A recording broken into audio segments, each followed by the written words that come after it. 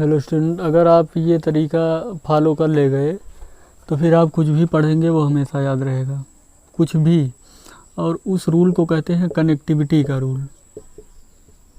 Connectivity कौन सा rule होता है? कनेक्टिविटी मतलब किसी चीज़ को कनेक्ट कर लेना। और कनेक्टिविटी मतलब कहाँ से कनेक्ट कर लेना? अपने जीवन से। अगर अपने जीवन से जो भी पढ़ना है उसको अपने जीवन से कनेक्ट कर लेना। अगर ये कनेक्टिविटी का रूल जिसको समझ में आ गया वो कभी भी नहीं भूलेगा, पढ़ा हुआ कभी भी नहीं भूलेगा, पढ़ा हुआ कभी नहीं भूलेगा अगर वो ये रूल समझ गया तो।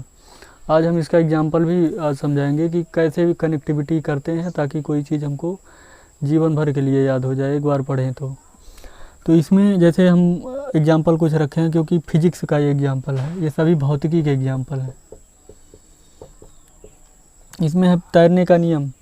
तो तैरने के नियम में ये होता है कि सीधी सी बात है, पानी में वही चीज़ तैरती है जो कि पानी से हल्की होती है, यानी कि जिसका घनत्व तो पानी के घनत्व से कम होता है। जिसका भी घनत्व तो पानी के घनत्व से कम होगा वो चीज़ पानी के ऊपर जो है घूमेगी। ये सिंपल लॉजिक है कि जैसे अगर हम लोग क्या करते हैं कि ऊपर कौन सी चीज़ होती है जो हल्की होती है। जैसे अगर अपने सिर पे कोई चीज़ अगर कोई रखता है तो मतलब जो हल्की चीज़ होती है वही रखता है सिर पे, बोझा। ऐसा नहीं है कि अब बहुत ज़्यादा भारी चीज़ रख देगा क्योंकि वो मर जाएगा नहीं। तो हमेशा हल्की चीज़ क्या होती है, बस यही रूल यही था इसका कनेक्टिविटी कि हल्की चीज़ें ऊपर होती हैं। जैसे अगर मान लीजिए कोई कमज़ोर कुछ बना होना है, कोई इमारत या कमज़ोर कोई चीज़ बनी है तो उस पर भारी चीज़ को नहीं, बड़ा आदमी नहीं चढ़ाते। अगर कोई मान लेते हैं कोई बिल्डिंग है या कुछ भी ऐसा कुछ है जो कमज़ोर है तो उस पर कभी भी भारी लोगों को नहीं चढ़ाया जाएगा, हल्के लोगों को, ताकि गिरे ना। तो तैरने के नियम में भी वही है कि जो हल्की चीज़ें होती हैं वो ऊपर होती हैं, जो भारी हैं वो डूब जाती हैं, मतलब जिनका घनत्व तो कम है। इसके बाद जैसे न्यूटन के गति का तृतीय नियम ये समझना है, इसमें कनेक्टिविटी लगाना है। कनेक्टिविटी मतलब इसको अपने जीवन से जोड़ लेना है। और जैसे ही इसको जीवन के एक एग्जाम्पल से जोड़ लिया गया फिर ये जीवन भर कभी भूलेगा ही नहीं। तो न्यूटन के गति का तृतीय नियम इसको कहते हैं क्रिया प्रतिक्रिया का नियम। कौन सा नियम कहते हैं? क्रिया प्रतिक्रिया का नियम। क्रिया प्रतिक्रिया मतलब जो लोग जानते होंगे, बस हमारा काम है कनेक्ट करना, हम सिखा देते हैं कि जैसे कोई वस्तु किसी दूसरी वस्तु पर बल लगाती है तो दूसरी वस्तु भी उतना ही बल विपरीत दिशा में लगाती है। यही जो है न्यूटन के क्रिया प्रतिक्रिया का नियम।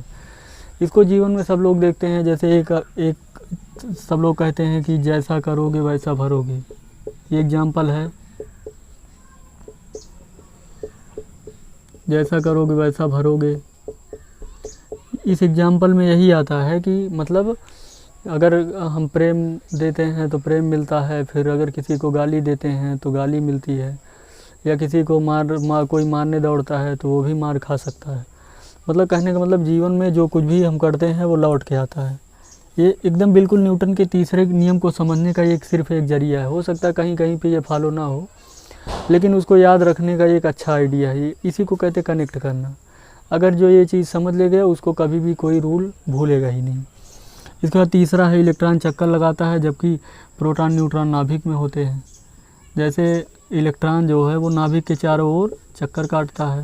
ये तो सबको बच्चे जो लोग थोड़ा बहुत केमिस्ट्री पढ़े हैं कक्षा 8 से ही, क्लास 8 से उनको पढ़ाया गया होगा अगर, तो वो इतनी बातें जानते हैं। लेकिन इसके नाभिक में बीच में क्या होता है? प्रोटॉन और न्यूट्रॉन होते हैं। ऐसा क्यों होता है इलेक्ट्रॉन चक्कर लगाता है? तो जो इलेक्ट्रॉन होता है उसका कारण यह है, इलेक्ट्रॉन हल्का होता है। इलेक्ट्रॉन क्या होता है? हल्का होता है। और हल्का होने के कारण ही वो क्या करता है? चक्कर लगाता है। और ये जो प्रोटॉन और न्यूट्रॉन होते हैं वो भारी होते हैं। प्रोटॉन न्यूट्रॉन क्या होते हैं? भारी होते हैं। अब इसको कनेक्ट कैसे करना? कनेक्ट ऐसे करना है कि जो चीज़ें भारी रहती हैं या जो चीज़ें भारी रहती हैं वो एक जगह पड़ी रहती हैं, लेकिन जो चीज़ें हल्की रहती हैं वो घूमती रहती है। जैसे कागज़ का टुकड़ा हल्का होता है तो कागज़ का टुकड़ा उड़ जाता है, लेकिन अभी एक पत्थर का टुकड़ा होता है वो कभी उड़ता नहीं है। इसका मतलब जो भारी है वो रुका रहता है और जो हल्का है वो तैरता रहता है। जैसे ही देख लें कि जो लोग पतले होते हैं, तो जो पतले लोग होते हैं वो दौड़ भाग में बहुत तेज़ होते हैं, वो दौड़ भाग में बहुत आगे होते हैं। मतलब बहुत पतले होने का मतलब भी नहीं है कि कमज़ोरी हो, या मतलब ठीक ठाक जो हेल्दी या पतले लोग होते हैं वो ज़्यादा भाग सकते हैं, लेकिन जो भारी लोग होते हैं वो भागते नहीं हैं, कम से कम चल पाते हैं। तो ठीक यही है कि इलेक्ट्रॉन हल्का होने के कारण ही क्या करता है, वो चारों ओर चक्कर लगाता है, जबकि प्रोटॉन न्यूट्रॉन भारी होते हैं तो इसलिए नाभिक में बैठे रहते हैं। इसको अगर ऐसे ही कनेक्ट करके कुछ भी पढ़ना है, उसको अगर एक बार जीवन के किसी एग्जाम्पल में, अपने जीवन में कोई ले के एग्जाम्पल अगर कोई समझ लिया तो उसको कभी भूलता नहीं। और कोई तरीका ही नहीं है कि कोई पढ़ा हुआ हमेशा के लिए याद हो जाए। अब ये बातें हमेशा याद रहें।